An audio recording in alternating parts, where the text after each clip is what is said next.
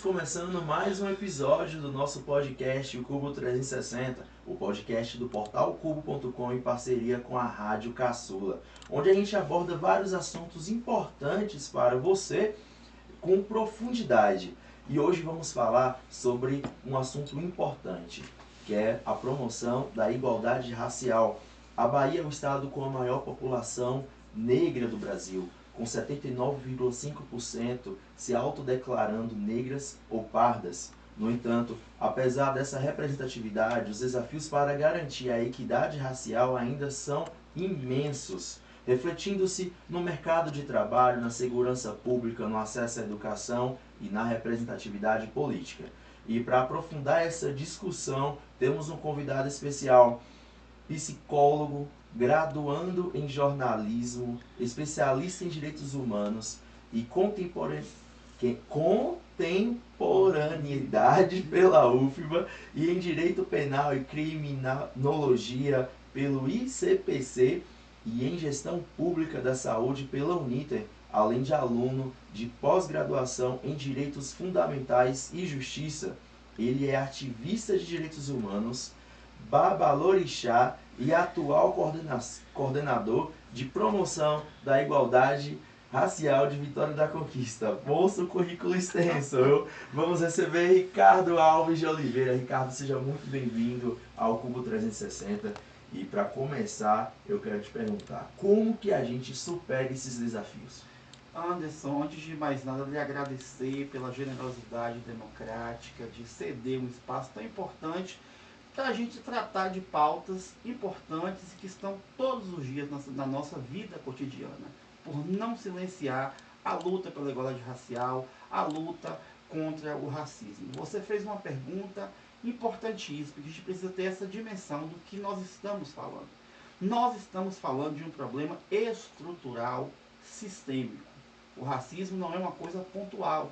Ele é uma estrutura poderosa, que tem vários dispositivos também e que se reinventa todos os dias. O racismo também é uma tecnologia de poder, de dominação, e está estritamente ligado também ao contexto neoliberal também. Então é uma coisa muito mais profunda e que estamos muito longe de superação. O racismo, ele precisa existir porque ele fundamenta também outras desigualdades. Quando a gente fala de desigualdades raciais, eu preciso divergir das desigualdades sociais. A fome, a pobreza, o analfabetismo são desigualdades sociais, mas o racismo estrutura, explica, sedimenta todas essas diferenças. Ele potencializa tudo isso. Por que a fome ela existe para todas as pessoas, né, digamos assim? Mas quando você vai para as famílias negras, o contexto é mais pior. É mais grave ainda. Quando você vai para, por exemplo, violência contra a mulher. Se você pega os dados da violência contra a mulher, quando ela é praticada contra as mulheres negras, ela é com mais requinte de crueldade ainda. Nós temos relatos aí, relatórios dos órgãos aí que fazem esse tipo de acompanhamento. Por exemplo, o abuso sexual contra meninas negras, ele é muito mais cruel, ele vem com requinte de crueldade muito pior do que quando é uma pessoa não negra. Então o racismo existe para ser enfrentado todos os dias, e o primeiro passo nosso é reconhecer que ele existe, tá? E não quer dizer que nós somos criminosos, não. Não é isso. A vertente criminal do racismo é apenas um dos braços que ele tem. Aí é quando a barbárie já está instalada, não tem mais jeito, a gente aciona a polícia e a justiça. Mas o racismo existe no nosso cotidiano, existe dentro de nós, existe nas nossas estruturas, nas nossas instituições, no nosso dia a dia. E a gente precisa ter essa consciência e essa clareza que a gente combate racismo com educação, conhecendo a pauta, com formação, mas principalmente com a vontade de mudar, com a vontade de fato superar essa chaga social. E o seu trabalho à frente da coordenação de promoção à igualdade racial começou recente, né? Desde 2022. Novembro de 2022. Então, como que foi sua visão nessa construção, né? Para poder superar esse problema, essa situação aqui no contexto de Vitória da Conquista? Ô Anderson, nós precisamos ter clareza de que nós não vamos superar. Nós apenas atenuamos diariamente as consequências do racismo estrutural, porque ele é estrutural, ele está nas estruturas brasileiras. Então, não é uma coordenação, não é uma secretaria, um ministério, nada disso que vai de fato romper com essa estrutura. Nós apenas administramos essa crise, sabe, diariamente, para a gente consiga de fato ir superando os desafios. Mas não é a coordenação de igualdade racial para acabar com o racismo da conquista. Sim. Nós lutamos todos os dias contra ele, não é a Secretaria do Estado, não é o Ministério, é uma luta constante, uma construção diária para uma sociedade melhor. A luta contra o racismo, as políticas de igualdade racial não são pautas partidárias. Elas são pautas de um compromisso civilizatório, de um Estado soberano, democrático, de direito, de fato, para todos. A democracia pressupõe isso. Enfrentar o racismo é a consolidação da democracia brasileira. Então não quer dizer, não é partido A, B, C, base ideológica, não é isso. Se alguns partidos políticos se apropriam dessa luta, é um direito deles também, não podemos cerceá-los desse direito. Agora, eu não posso aqui dizer que só uma pessoa, né, tem o direito de falar sobre isso. Falar sobre racismo, as pessoas negras precisam falar e devem, mas pessoas não negras também têm esse compromisso. Porque, como eu disse, é um compromisso civilizatório, é um marco de civilização. Ricardo, você foi reconduzido na coordenação de igualdade racial e a gente teve aí a prefeita Sheila Lemos, que ela foi reeleita, né, em Vitória da Conquista, e teve o momento de criar um novo plano de governo. Então, como que foi essa construção com essa pauta no governo Sheila Lemos? A prefeita Sheila é uma democrata. A prefeita consegue unir todas as forças políticas ali que tem algum ponto em comum e ela traz para perto e dá espaço e escuta. Por isso que ela ganhou com 58% no primeiro turno, porque ela não divide. Ela é uma articuladora nata, tem uma expertise incrível de conseguir juntar todos os pensamentos, até que alguns sejam diferentes um pouco, ela diz, mas aqui tem um ponto que a gente une, né? E isso aconteceu nesse plano de governo vitorioso.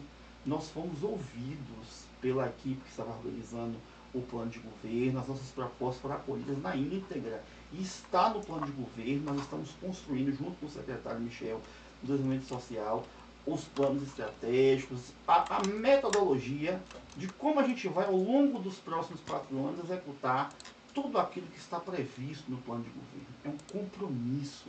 E não teve um único dia desses que eu estou à frente dessa coordenação, que as minhas propostas, que a gente constrói junto com os movimentos, com a base, que a gente levasse ao secretário ou à prefeita e que eles dissessem, não, isso aqui não pode acontecer. Pelo contrário, sempre nos encoraja. Continue, melhore, vamos atrás. Não dá para fazer agora, a gente organiza lá para frente. Planeje para a gente poder executar. Então, eu vejo com muita... É muito positivo isso, sabe? Eu enxergo, a gente está talvez no melhor momento para a gente conseguir de fato avançar nas políticas de igualdade racial do município de Vitória da Conquista. Se quando eu não estiver mais coordenador, a gente conseguir olhar para trás e perceber, né, que nós avançamos pelo menos 1% do que estava, já estamos vitoriosos, não é verdade? Porque não é quando a gente chega, é quando a gente sai que a gente sabe o que a gente de fato produziu e qual é o papel nosso na história, sabe? A gente quer deixar uma coordenação consolidada, uma política de Estado aqui para a Conquista, para que quem quer que seja que assuma, independente de partido político, de orientação, que os trabalhos não parem, que tenha de fato esse trabalho constante, sabe, longitudinal, que não quebre o trabalho. Então esse é um desafio nosso, a institucionalização. Porque falar de retórica é fácil, mas a gente ainda tem muitas fragilidades normativas de políticas públicas. Nós estamos batalhando para isso. Agora, eu quero te fazer uma pergunta assim, qual é o projeto que você enxerga que, assim, se você alcançar e realizar esse projeto, você vai se sentir contemplado completo nessa... Deixa eu lhe explicar como é que é uma coordenação de igualdade racial, como é que é as políticas de igualdade racial. Nós não somos uma política finalística. Por exemplo, a Secretaria de Saúde constrói postos, hospital, gerencia. A de assistência social, né, a política de assistência. Nós somos uma política transversal. Nosso papel é que todo o governo, todas as secretarias, de fato, tenham esse olhar para as políticas de igualdade racial e dentro daquilo que eles executam, eles, de fato, incorporem as pautas da população negra. Enxerguem que essa população negra existe e que precisa de fato, ser atendida dentro. É um desafio enorme, porque não é um trabalho de holofotes, é um trabalho mesmo que envolve essa transversalidade com todas as secretarias de governo. Certo? Então, não é, a gente não vai construir aqui, digamos, vamos construir um equipamento extraordinário. Não é isso. Nós organizarmos a estrutura da máquina pública para que ela, de fato, contemple as demandas gigantescas da população negra dessa cidade e dos povos tradicionais. Vitória da Conquista, 12.056 quilombolas, segundo o IBGE. Nós temos aproximadamente 200 terreiros ou casas que se reivindicam, que fazem trabalhos de terreiro, 25 grupos de captura registrados, mas nós já estamos atualizando para outros. População indígena que é mesclada dentro da cidade, que temos esse desafio de encontrar essa população indígena também. Povo cigano. Então nós temos tudo isso à nossa frente, é um desafio enorme e que a máquina pública, a Secretaria de Saúde, Educação, Assistência Social, Mobilidade Urbana e todas as outras, Gabinete Civil, precisam estar atentas, porque o racismo, ele invisibiliza as pessoas, ele diz que isso não existe, que somos todos brasileiros, que não existe quilombola, que não existe povo de terreiro, que isso aí você dá privilégio, e política de igualdade racial não é privilégio, é reparação histórica. Então, esse é um ponto de partida. Eu digo sempre, para vir dialogar comigo, eu preciso, o mínimo, de uma base que reconheça que existem diferenças raciais e que, de fato, nós estamos falando de equidade. Quem vem para falar comigo que não acredita em quilombola, que isso tudo não devia existir, não nem perca o tempo para conversar comigo, porque eu não vou gastar o meu tempo, a minha saliva, com quem não tem um mínimo de cognição para enxergar um palmo à frente. Eu não perco meu tempo com isso. Eu sugiro que essa pessoa primeiro faça uma leitura, um letramento, se estruture melhor, para depois vir falar comigo. Porque é nessa perspectiva que nós trabalhamos, que nós compreendemos. Nunca me esqueço, quando eu assumi o governo, a prefeita me ligou num domingo à noite, no dia 20, se não me engano, de novembro, que eu assumi dia 21. Uma coisa assim, ela me disse: Ricardo, eu só tenho um pedido para lhe fazer. Precisamos cuidar da população quilombola. Então é nessa vertente que nós trabalhamos. A prefeita pediu: Ricardo, eu vou deixar em suas mãos esse desafio, vamos jogar duro, não tenha corpo mole, vamos cuidar da população quilombola. A prefeita pediu isso e a gente tem feito isso desde quando a gente assumiu. Esses primeiros 2 anos nossos que nós passamos à frente, nós passamos dentro dos quilombos. É isso que eu ia te perguntar, Sim. porque tem chamado a atenção a sua atuação constante nos quilombos, né? E Vitória da Conquista foi considerada o quê? Ela é considerada a 10ª maior, a 10ª maior população. Como aconteceu? Quando a gente chegou em 2022, existia um relatório da Defensoria Pública que mostrava os graves impactos das crises políticas, das questões da pandemia. A Covid foi cruel com a população quilombola, muito difícil. E aí eu cheguei, para você ter ideia, o meu decreto saiu de nomeação 11 horas da manhã em edição extraordinária, porque eu precisava, 1 da tarde, estar lá no Centro de Cultura. E eu cheguei lá, o caldeirão fervendo, o pessoal do movimento lotado e só reivindicação. Saí dali de imediato, eu fui atrás do meu secretário, Michel, com quem eu tenho muita afinidade para trabalhar, porque é uma pessoa sensível às pautas sociais. Michel, o cenário aqui é de África subsaariana. Aí foi a Sheila, e depois eu fui a todos os quilombos nós fomos e produzimos um relatório. Apresentei à prefeita e ao secretário, disse: nós precisamos agir. Esse ponto aqui ele é emergencial, esse ponto aqui dá para esperar, esse aqui não tem como esperar, tem que ser agora. Então vamos embora fazer. E aí eu consegui uma autonomia para circular dentro de todo o governo. Eu sou coordenador conversa com coordenador, né? Mas como a situação era tão crítica, eu precisava ir até alguns secretários, não tinha tempo de esperar todo aquele trâmite. A gente falou: então pode ir, com muita responsabilidade, a gente ia atrás. E aí a gente conseguiu, de fato, esses 2 anos, não está nas 1000 maravilhas? Claro que não, nunca vai estar, porque o racismo é estrutural. Mas a gente conseguiu equilibrar níveis de pré-pandemia, antes da pandemia. Para você ter ideia, olha a dimensão dessa cidade. 32 comunidades quilombolas rurais. Temos 33 com meio de doula, mas é urbano. Dessas, se não me engano, 28 são abastecidas com carro-pipa. Olha que crueldade. E o município banca isso sozinho. Nós não temos cofinanciamento Até hoje eu não recebi um centavo da CEPROME, não recebi do Ministério da Igualdade Racial, Fundação Palmares, ninguém. CEPROME Do Estado, né? Que sim. é muito bonito falar da política de igualdade racial, mas se você não tem um recurso, não acontece. E tudo que acontece hoje de igualdade racial no nosso município é fonte do município. É decisão política da prefeita Sheila de manter, certo? Então, a água que chega, toda a estrutura que chega, nós não recebemos nada de cofinanciamento. No dia que chegar, eu sou o primeiro a dar o crédito e chegou. No dia que um deputado mandar a emenda para a igualdade racial, eu sou o primeiro. Pode ser de qualquer lugar. O dinheiro é bem-vindo. Mas até agora não chegou. E nós não temos recebido.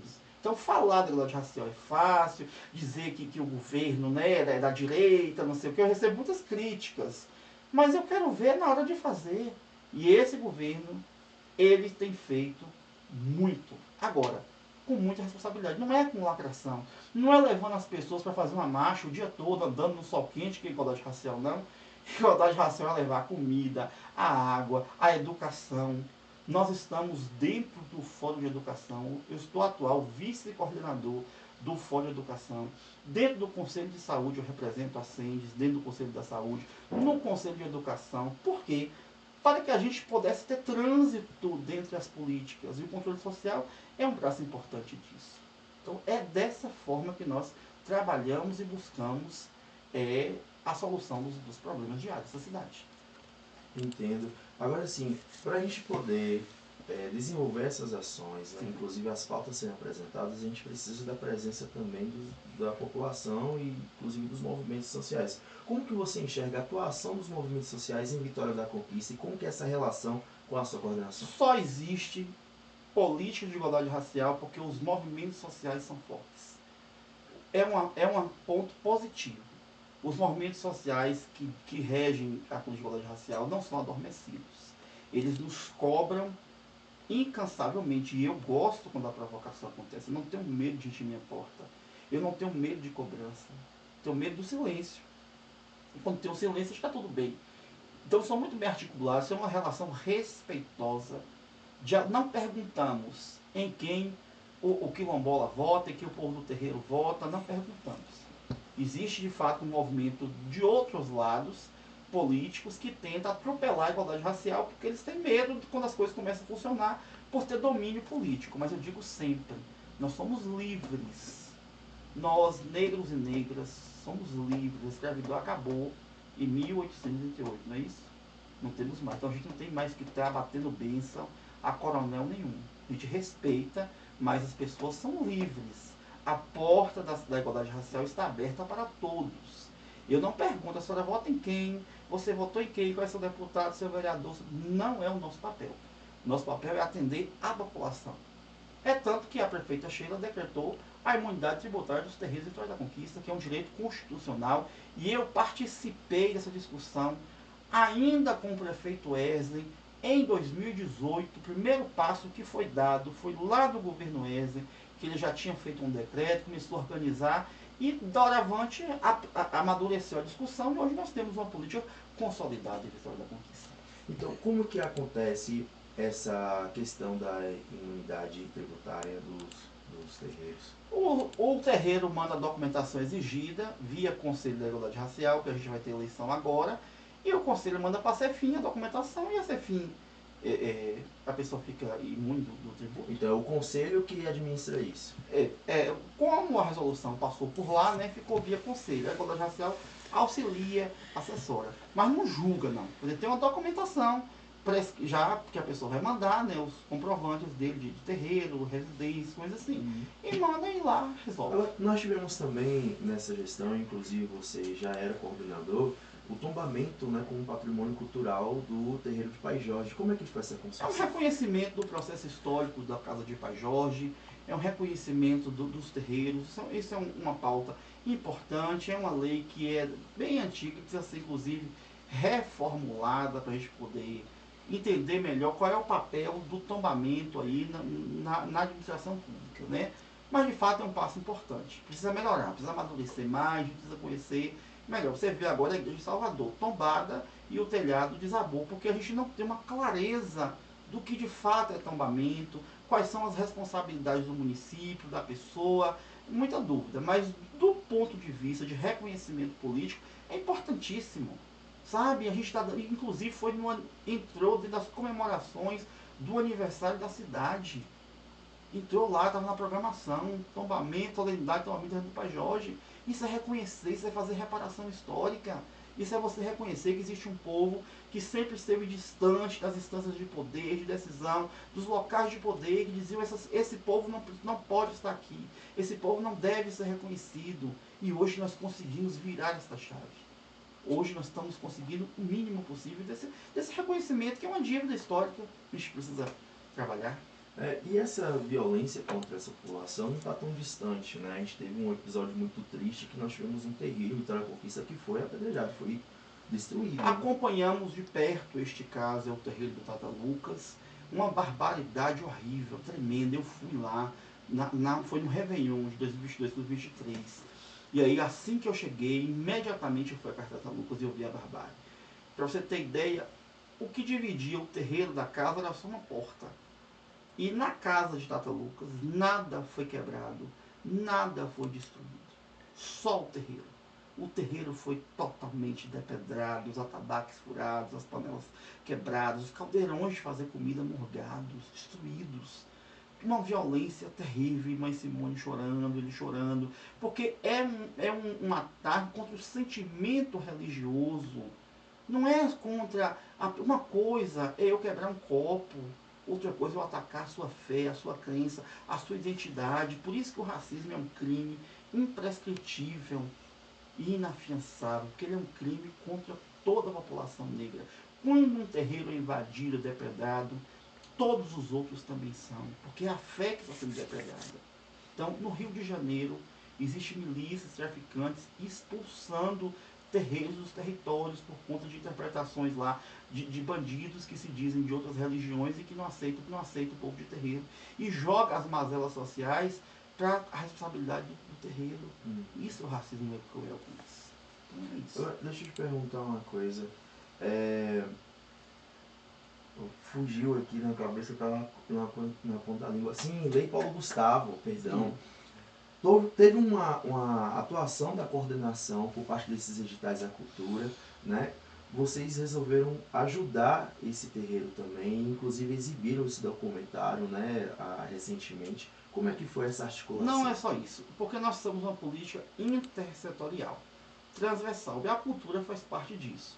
Quando os editais saíram, infelizmente o nosso povo ainda necessita de um entendimento do que é um edital. Então a gente tinha o quê? Um assessoramento para que as pessoas compreendessem e não perdessem esse recurso. Porque a gente sabe, se não cumpre as regras de um edital, perde o recurso, vai embora. E esse recurso é a população que precisava. É um recurso que é para a população negra, a população de terreiro, quilombola, ter acesso à cultura também. E aí a tua coordenação fazia essa ponte, essa interlocução junto com a cultura, porque as pessoas de fato concorressem, né, e conseguissem. De fato, o terreiro Tata Lucas foi desse, o terreiro dele conseguiu fazer. Aí, no momento que eles recebem o recurso, é eles que administram, aí a gente não entra nessa questão mais. Agora, na parte de assessoramento, porque é um direito que as pessoas têm, se as pessoas não têm conhecimento, e nós temos técnicos para isso, justamente. Você chega um documento, você não sabe ler. Ô Ricardo, que esse edital diz o quê? A gente tem que pegar na mão e dizer, ó, isso aqui versa sobre tal coisa. É assim, aí a gente faz esse papel. Interessante isso. Inclusive no dia de combate à intolerância religiosa, uma coisa que chamou a atenção é que a coordenação compôs uma mesa, né, e que ali tinha representantes de várias religiões. Importante. Né? O dia 21 de janeiro é um dia de combate à intolerância religiosa. Diz respeito à convivência pacífica entre todas as religiões, não só do povo terreno. E a gente achou por bem fazer uma mesa de diálogos interreligiosos para caminhos de paz. Tinha a igreja católica, né, o pessoal do candomblé, espírita, evangélico. Fizemos um diálogo muito produtivo e vamos estender mais ainda para o próximo ano e durante o ano todo também, para não ficar só ações pontuais, né? A gente quer estender tudo isso, porque combater o racismo religioso, a discriminação também é um dos nossos focos na coordenação. Em 21 de março agora, tem o Dia das Religiões de Matriz Africana. Aí é um dia dedicado exclusivamente à visibilidade das religiões afro. Vai ter a Alvorada dos Ojás na madrugada de 20, né, no dia 20 na Praça do Neves, e no dia 21 vamos ter uma tarde lá na Casa Regis Pacheco, falando sobre o povo do santo. A gente convidou a AB, o pessoal dos terreiros. Vai ser uma tarde bem produtiva. Então, uma curiosidade aí, porque dia 21 estava sendo tradicional que acontecia a Alvorada dos Ojás, né? Só que agora inverteu, vai fazer em março. Não fizemos esse ano por conta de algumas percas dos integrantes da rede Caminho dos Búzios. Teve pessoas que morreram, né, idosas, senhoras, e foi um começo de ano meio tumultuado. E aí a gente foi analisar junto com os movimentos, seria bem prudente a gente reforçar o dia 21 de março. E aí a gente vai fazer na véspera, dia 20, a Alvorada dos Ojás, e dia 21 esse encontro dos povos de Axé, que eles já estão todos convidados a participar. Vamos falar sobre representatividade, a importância do conselho junto com a coordenação. Então nós temos o Conselho de Igualdade Racial, que já encerra o mandato. Já encerrou. Agora, já encerrou o mandato. A gente vai fazer a eleição agora. O conselho é o controle social. Sem controle social a gente fica difícil fazer política pública, né? Porque a gente não faz política pública trancado no gabinete ou sentado numa cadeira achando na cabeça da gente. A gente faz política pública ouvindo as pessoas. É preciso ter esse filtro de ouvir os segmentos, o que as pessoas desejam e transformar esse desejo em política pública. Esse filtro nosso é importante ter. Então, o Conselho ele é um órgão importante, deliberativo, fiscalizador, consultivo da política racial. Ele vai ajudar a gente a dirigir melhor a política. A gente, meu querido, quando a gente faz em grupo é muito melhor, porque ninguém é bom sozinho, né? Quando a gente acerta junto. Quando a gente erra junto também. É bem melhor. Gestor que faz política pública dentro de sala, fechado, de costas para o povo, está fadado ao fracasso. E não é meu perfil.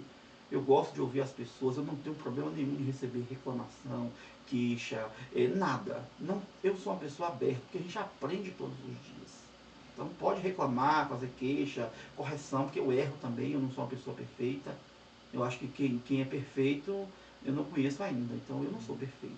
Eu reconheço as minhas fragilidades, reconheço todas as dificuldades que temos pelo caminho e com muita humildade estamos abertos à correção de rumos também.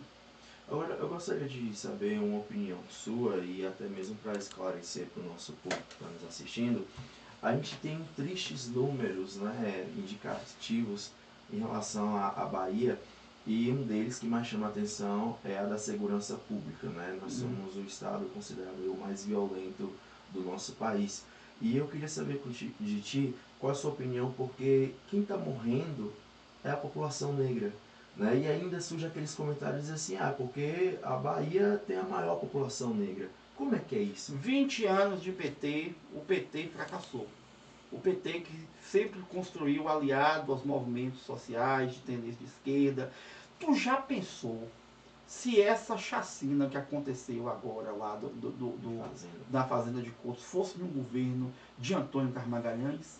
Se essas facções criminosas que estão tomando conta de Salvador e da Bahia fosse no governo de Antônio Carlos Magalhães, como é que essa galera não estava na rua dizendo que era o que era fascismo, sabe? E aí fica todo mundo caladinho. A Bahia, 12,5 milhões de pessoas desempregadas. 14 milhões de baianos passam fome. Pessoas negras que estão aí. População LGBT, o estado mais violento para a população LGBT é a Bahia.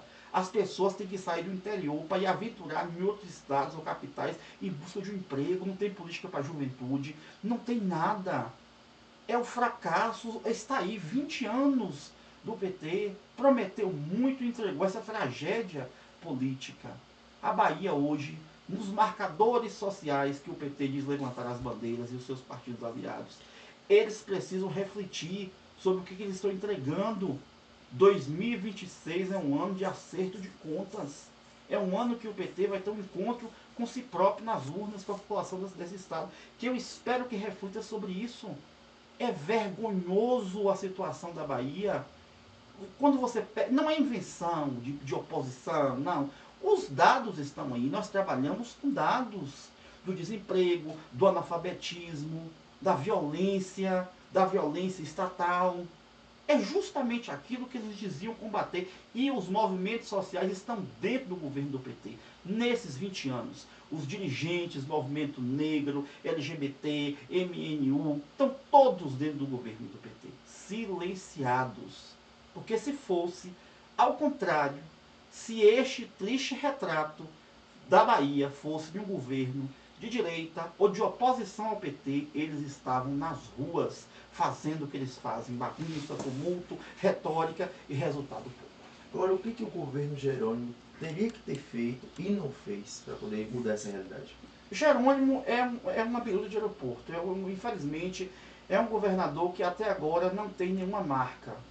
A gente não sabe, só fala de Lula, time Lula tomando goleada aí nas eleições da Bahia aí, que esse discurso dele nem cola mais. Então eu não sei nem o que propor a Jerônimo, porque é um governo sem projeto.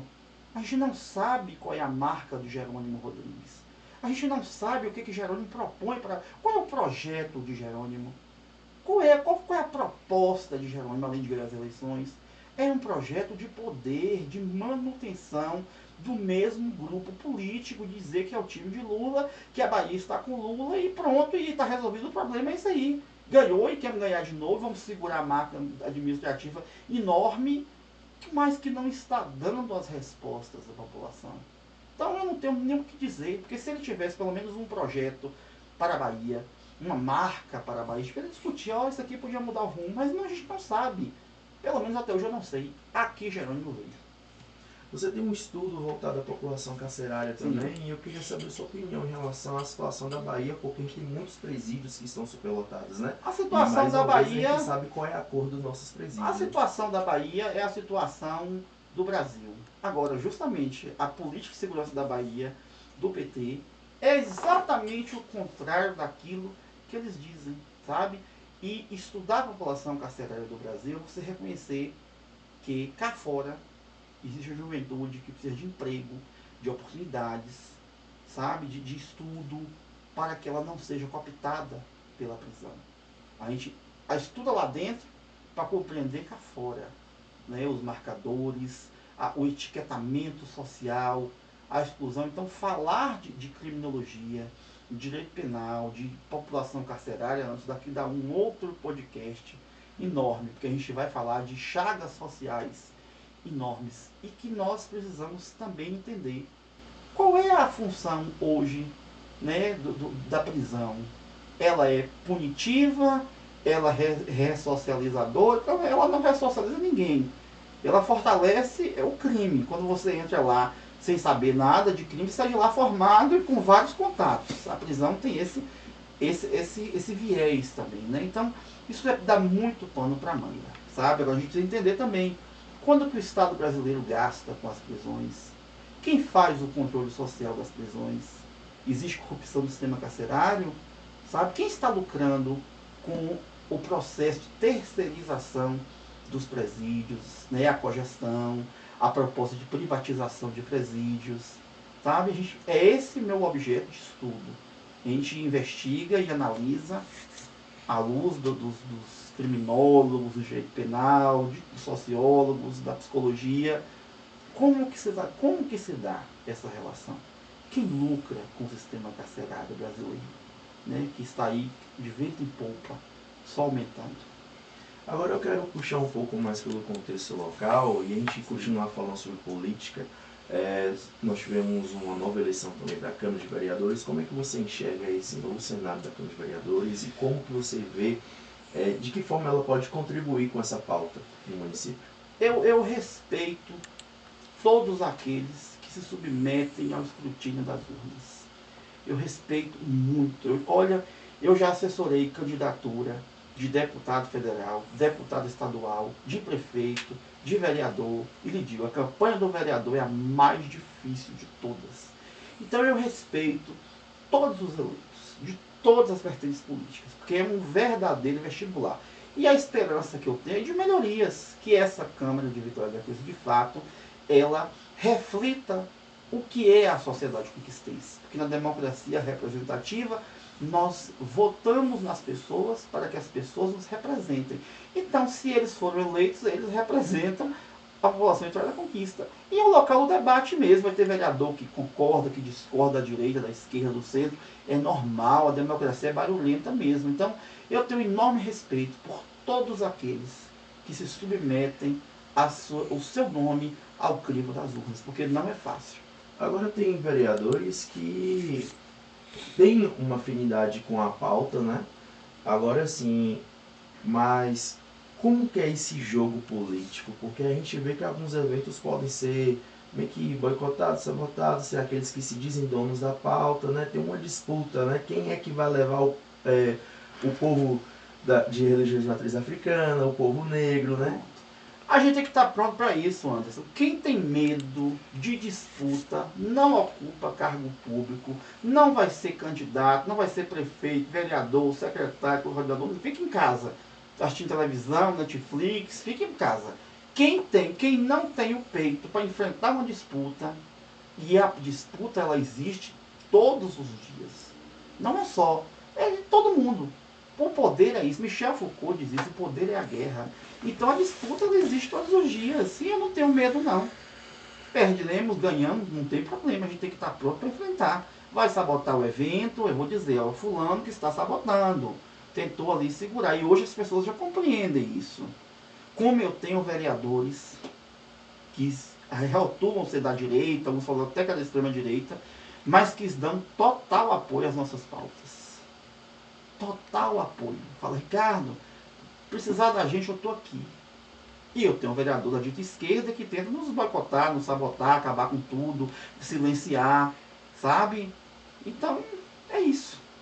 Nós tivemos alguns movimentos que foram silenciados aqui, né? A presença do povo de Santo, inclusive nas ruas de Vitória da Conquista, era muito forte no tempo. Eu lembro que tinha a lavagem do bacon, né, de Mandió, que puxou essa tradição em Conquista, ela se foi, mas continuou. Como é que você enxerga essa mobilização? Quem é que faz esses eventos acontecerem? Por que esses eventos foram interrompidos? Aí é uma fragilidade também nossa, que eu reconheço, porque nós estávamos muito ocupados com a população quilombola, que estava no ranking das prioridades. A população quilombola estava precisando mais. E veio a questão da pandemia também. E da pandemia. Então a gente agora está reorganizando tudo, mas nós temos uma relação muito boa com o povo de Santo e tudo mais. O pessoal compreende bastante. Inclusive, teve gente que teve surpresa na hora da eleição, porque achou que o povo de Santo ia fechar tudo com determinado candidato, e não foi isso que aconteceu. O povo de Santo não é um povo, e eu falo com muito respeito, porque eu sou do axé, eu sou baba do axé, eu digo, ninguém bate cabresto não, Anderson. As pessoas são conscientes, as pessoas têm discernimento, as pessoas têm capacidade de raciocínio, então ninguém vai levar ninguém no bolso. A pessoa vota em que ela quer votar. Você faz seu trabalho político, você vai convencer. Se você for bom no convencimento e conseguir aquele voto, o voto é seu. Mas se você não conseguir, se outro for melhor, vai levar. Lê do engano de quem pensa que vai botar o povo do axé tudo no bolso. Ah, hoje todos estão comigo. Não estão. Porque é assim mesmo. A democracia ela é plural. Então ninguém tem isso não, de plano no bolso não. Agora, mudando de assunto, eu gostaria de tocar um assunto importante, e você me permite isso. Eu queria saber de você, Ricardo, qual foi o momento que você sentiu a dor do racismo na sua vida? Todas as vezes a gente sente isso. A gente nasce uma pessoa negra, a gente nasce uma pessoa LGBT, negra, candomblessista. A vida ela é difícil mesmo, só que a gente não tem que parar para ficar chorando na meio da estrada. Eu sou uma pessoa de coragem. Eu nunca fiquei chorando no meio da estrada. A vida não me permitiu sentar para lamentar nada. Vem um problema ali, eu respiro fundo, tomo água e falo, vamos embora.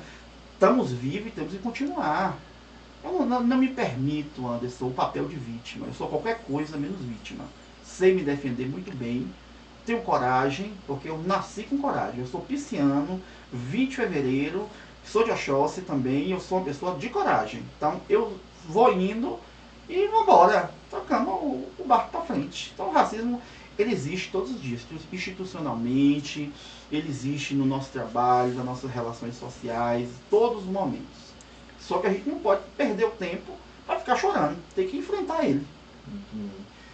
Então, esse ano é um ano de construção, né? Nós vamos ter a Conferência Municipal de Igualdade Racial, então como que estão esses preparativos, essa mobilização para esse evento? Estamos em articulação, queremos fazer uma belíssima conferência. uma conferência que traga de fato os anseios da população, a gente consiga discutir os rumos da igualdade racial na Vitória da Conquista, na Bahia e no Brasil para os próximos anos, discutir orçamento, discutir tudo isso que a gente falou aqui. Então a gente precisa de fato de uma conferência forte, potente, para a gente sair com instrumentos de gestão muito bem organizados. Então é isso, né? Acabou já? Já, você quer falar mais alguma questão? Não, eu quero agradecer você pelo espaço novamente, porque a gente precisa ocupar esse espaço, o Portal Cubo, e dizer que é isso. Obrigado em nome daqueles que não podem estar aqui, daqueles que eu represento, que a gente não vem só. Né? Eu estou aqui representando uma população que está lá fora, precisando de saúde, educação, assistência, segurança pública, discutimos sobre tudo, né? Política. Então, tudo isso foi importante. Antes da gente encerrar, eu gostaria de tocar num assunto e é importante esclarecer, porque houve uma polêmica na cidade em relação às escolas quilombolas. Sim. Como é que é essa situação, para deixar bem claro para o nosso público? Aí é um outro podcast, mas eu vou lhe contar por alto. Eu fui em todas essas escolas que eles diziam que iam fechar, que eram quilombolas. Encontrei galpões horrorosos, que eu não sei, não fomos nós. Nós achamos esses galpões. Encontrei lugar dizer que era escola que tinha um buraco para sofrer necessidade.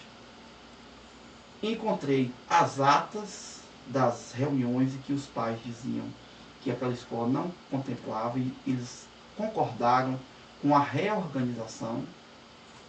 Fui na Cachoeira dos Porcos, diziam que fechou uma escola reformada, conversei com os pais alunos contentes. Eu não, cara, aqui ninguém quer a volta dessa escola, não. Os meninos e meninas estão indo do lado Campo Formoso, Panela, na primeira escola de tempo integral da zona rural, estudando com dignidade, com merenda boa, com respeito. Estamos discutindo no Fórum de Educação, na Secretaria de Educação, fazendo informações com os professores para a implementação e melhoramento da Lei 10.639. Então, a gente não pode discutir uma pauta tão sensível, tão importante como essa, na retórica vazia, política, partidária, apaixonada. A gente responde, resolve com responsabilidade. Discutimos com responsabilidade. A Secretaria de Educação tem um contato constante conosco, discutindo as pautas étnico-raciais, tem assento no Conselho da Igualdade Racial. Eu estou vice-coordenador do Fórum Municipal de Educação, porque o Fórum assim nos elegeu para o biênio. Então, nós temos total responsabilidade. Ninguém está fechando a escola de forma irresponsável. Nós estamos reordenando a rede municipal e vamos trazer, muito em breve, novidades sobre o pedagógico envolvendo a Lei 10.639. Estamos nos melhores momentos. Então, para poder encerrar, eu queria que você explicasse para a gente onde fica situada a coordenação de igualdade racial e como que as pessoas podem procurar. Ela é vinculada a um Centro Integrado de Direitos Humanos, ela foi criada com que objetivo esse centro integrado? Nós estamos dentro da Secretaria Municipal de Desenvolvimento Social, que é o nosso guarda-chuva maior, e na estrutura chamada Centro Integrado dos Direitos Humanos, que é onde as políticas são. Lá a gente está com LGBT, está com igualdade racial e alguns conselhos, as secretarias executivas funcionando lá. Mas estamos na iminência também de uma reforma administrativa que vai dar maior fôlego para as políticas de direitos humanos no município de Vitória da Conquista. Otávio Santos, 744, todos são bem-vindos. Estamos aptos para atender as demandas, escutar, encaminhar. O que a gente puder encaminhar, você pode ter certeza, nada fica engavetado.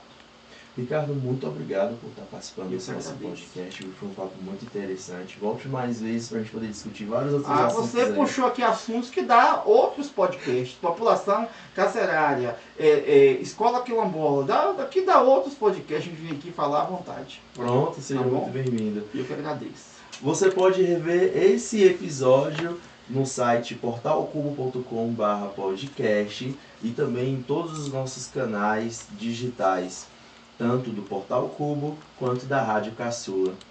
Eu fico por aqui e agradeço a sua audiência. Até o próximo episódio.